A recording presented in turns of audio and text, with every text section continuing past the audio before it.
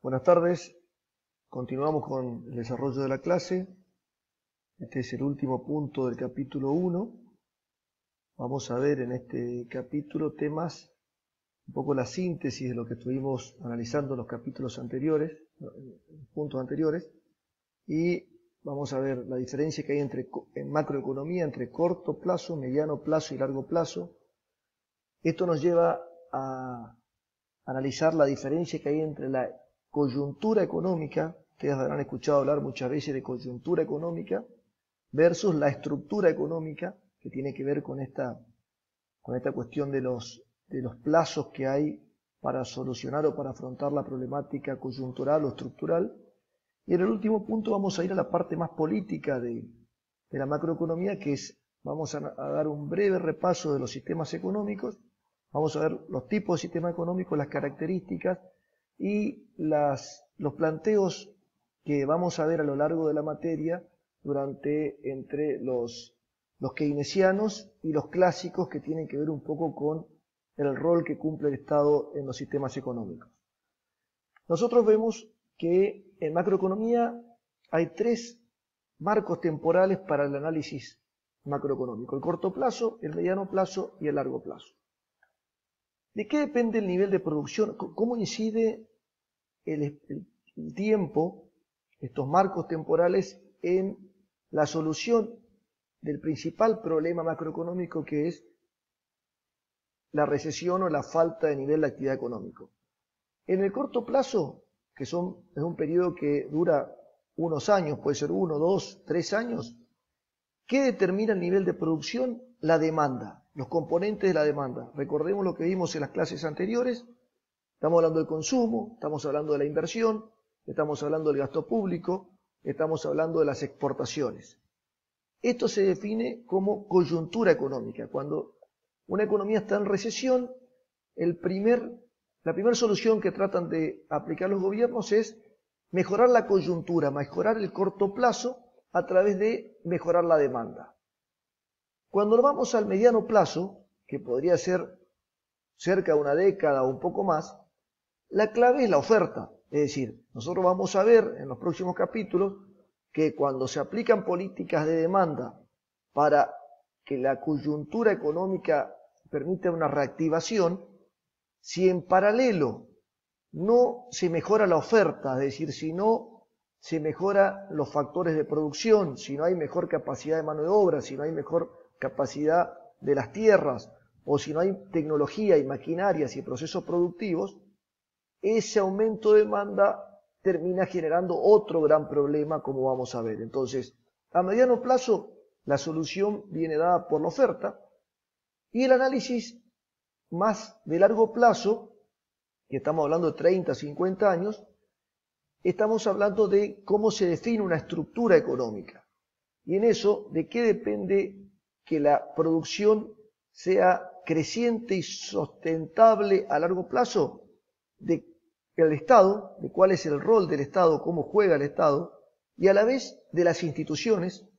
Depende mucho del sistema educativo, depende de la capacidad de ahorro del país, que es lo que permite después invertir e incorporar tecnología. Haciendo una distinción entre corto y largo plazo, nosotros vemos que en el largo plazo, como cambia todo, como vieron en microeconomía, o sea, en el largo plazo, una empresa que tiene que producir más, en el corto plazo, ¿qué hace? Incorpora más turnos, paga horas extras para su personal, pero no compra nueva maquinaria. En el largo plazo, la empresa, ¿qué hace? Construye una nueva planta, incorpora una nueva maquinaria, y con eso cambia la capacidad productiva.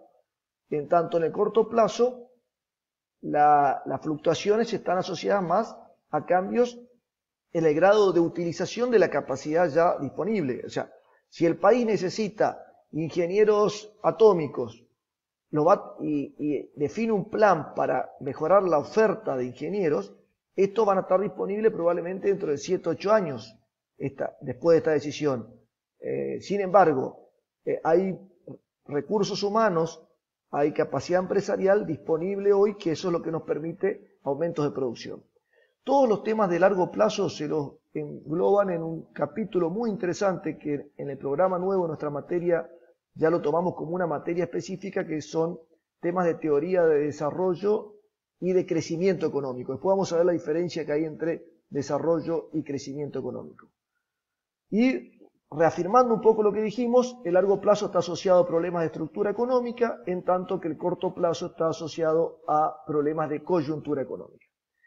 Esta es una discusión muy actual, muy vigente, y acá pongo una imagen de una historia de Instagram que subí yo hace poco, donde puse una encuesta, y creo que este es el gran dilema que hoy tenemos todos los que nos interesa la economía y los que queremos tener un país mejor y un mundo mejor, que es la búsqueda de los porqués y por dónde seguimos. Y acá yo puse 4 libros que algunos de ellos ya los leí y otros los estoy leyendo, y le aconsejo a todos ustedes que traten de hacerse de los libros, ya sea virtual o físico, y que empiecen a leer a los que les interesa cómo salimos adelante, cómo el país puede tomar la senda de crecimiento con equidad. Y estos libros son un clásico de fines del siglo XVIII, el de Adam Smith, La riqueza de las naciones, que ya habrán escuchado hablar. Stiglitz, que sacó el último libro, que es el que estoy leyendo ahora, que es Capitalismo Progresista, muy interesante, donde plantea cuál es el destino del capitalismo con toda esta crisis, y la pandemia del coronavirus viene a reforzar esta duda hacia dónde vamos. Un libro del francés Thomas Piketty, que habla del capitalismo del siglo XXI, una postura bastante crítica, perdón, el capital del siglo XXI, una postura bastante crítica hacia el sistema capitalista, y tiene un eufemismo ahí porque El Capital fue el gran libro de Marx que planteó el esquema del comunismo, y Piketty, en línea con esta postura, le llama El Capital del siglo XXI. Y otro libro muy interesante que es de Acemoglu y Robinson, que es ¿Por qué fracasan los países?, también donde trata de responder a esta preocupación de por qué algunos países crecen y otros no, si son los recursos, la dotación de recursos que disponen esos países, si es la educación, si son los gobiernos, si es el tamaño, la cantidad de población, o si simplemente son las instituciones que deben funcionar bien. No le voy a dar la respuesta final. Sí le invito a que asuman este desafío de construir o tratar de construir en sus cabezas el camino por donde hay que seguir, y estos son 4 libros muy recomendables. Vamos a entrar al tema de la estructura productiva de un país. Está definida por la participación que cada sector de actividad tiene dentro de la producción agregada. En este sentido, ustedes se acordarán que en la secundaria o por ahí hablaban de que las actividades, los sectores económicos de un país se dividían entre sector primario, secundario y terciario. Bueno, hoy el INDEC y el resto de los países que también calculan el producto distinguen 16 sectores, como ustedes van a ver acá. Los primeros están relacionados con el sector primario, los segundos están relacionados con el sector secundario, o lo que se llamaba industria manufacturera en su momento. El sector primario era agricultura y ganadería, y el sector terciario es el sector de servicios, que es el que tiene mayor apertura porque gran parte del Producto Bruto Interno en cuanto a su origen se basa en el sector de servicios. Acá vemos también, yendo a la página del INDEC, reitero que busquen en internet la página del INDEC, tiene muy buena información, tiene muy fácil de leerla, muy buenos gráficos. Este es el estimador mensual de actividad económica por sector de actividad, y te dice en el último trimestre qué sector creció, qué sector cayó respecto de igual periodo del ejercicio anterior. Y también te marca la incidencia que tiene ese sector dentro del total, de la torta del Producto Bruto. También el INDEC nos está mostrando esto. Fíjense, en el resumen ejecutivo del cuarto trimestre del 2019, una recomendación: siempre miren bien cuando busquen indicadores macroeconómicos a qué periodo se refiere y qué cobertura geográfica está hablando. Acá está hablando de todo el país, pero en el cuarto trimestre. Y es una variación contra igual trimestre del año anterior. Para sacarle la estacionalidad que pueda tener, se compara el cuarto trimestre del 2019 contra el cuarto trimestre del 2018. ¿Qué vemos acá? Vemos que el PBI cayó un 1,1 y acá están los componentes de la demanda. ¿Se acuerdan ustedes lo que vieron con el profesor Cochisa? Que la demanda se compone por consumo, inversión, gasto público, exportaciones netas, o exportaciones en realidad la demanda, y cuando calculamos el producto tomamos exportaciones netas. Bueno, fíjense, en el último trimestre del año pasado cayeron todos los componentes de la demanda, a excepción de las exportaciones, y ya se pueden imaginar ustedes por qué, porque la devaluación de alguna forma permitió exportar un poco más. Acá vemos lo mismo, pero desde el lado del origen del producto. ¿Qué sectores productivos fueron los que contribuyeron al producto del cuarto trimestre del 2019 y qué variación tuvo contra igual periodo anterior? Y en este último gráfico es un adelanto de qué pasó en todo el 2019. El PBI 2019 provisorio, porque todavía no está el definitivo, muestra una caída del 2,2% respecto del año anterior. Acá ya estamos hablando de todo el año. Y cae el consumo, tanto público como privado. El consumo privado cae el 6,4%. Cae fuertemente la inversión, que es muy crítico. Caen las importaciones, bueno, producto también de la devaluación, y el único componente de la demanda que crece son las exportaciones.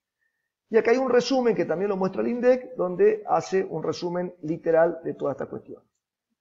Siguiendo con esto, ¿cuáles son los principales problemas macroeconómicos? Nosotros dijimos que eran la recesión, el desempleo y la inflación.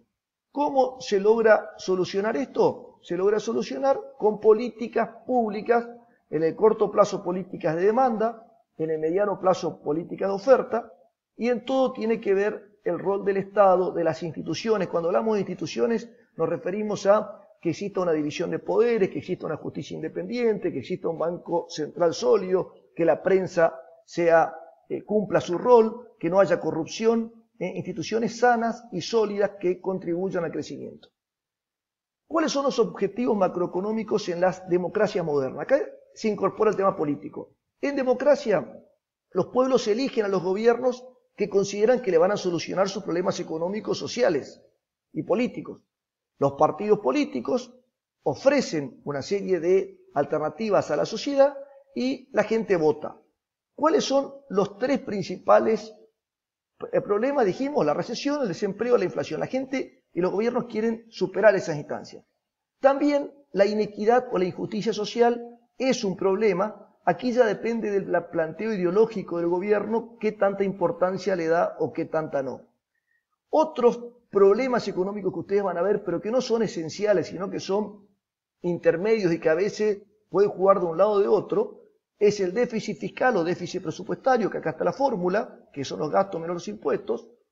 También el déficit comercial o el déficit externo, que se simplifica como el déficit de la cuenta corriente, pero en realidad también incluye la cuestión de la cuenta capital y financiera. Y acá tenemos la ecuación intersectorial que lo van a ver en los prácticos, donde vemos como los tres sectores, sector privado, sector público y sector externo, en algún punto tienen que balancear y por ahí uno financia a otro.